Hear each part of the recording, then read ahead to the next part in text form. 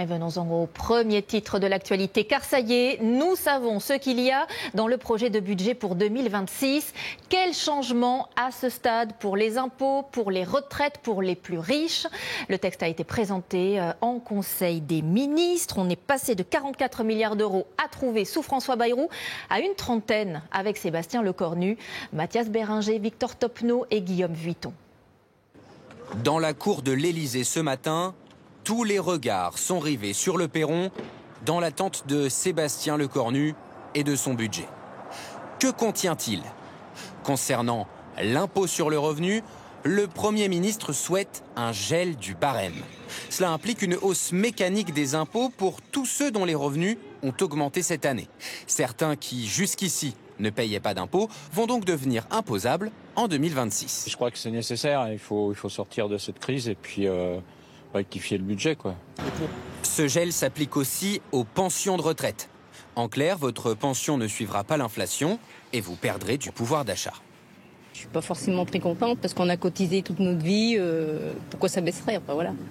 Toujours concernant les retraités, certaines règles du jeu vont changer. Les 10% d'abattement sur les pensions devraient être remplacés par un forfait de 2 000 euros.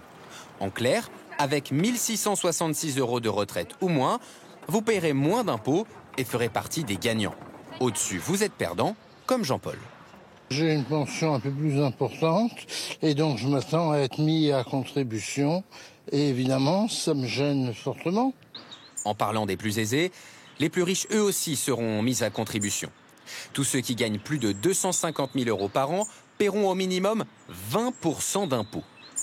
Une nouvelle taxe est également proposée pour soumettre à l'impôt des revenus abrités dans des sociétés holding et limiter l'optimisation fiscale. Ah oui, il le faudrait, là. Oui, absolument. Oui. C'est les riches qui font quand même les emplois et tourner les entreprises et qu'il faudrait peut-être remettre plus les gens au travail que taxer toujours les riches.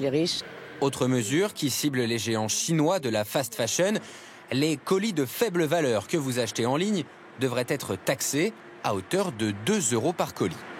Moi, je trouve que c'est normal parce que ce sont des produits de piètre qualité qui sont fabriqués dans des conditions parfois peu honorables. La balle est à présent dans le camp des parlementaires qui ont jusqu'à la fin de l'année pour amender et s'accorder sur le budget.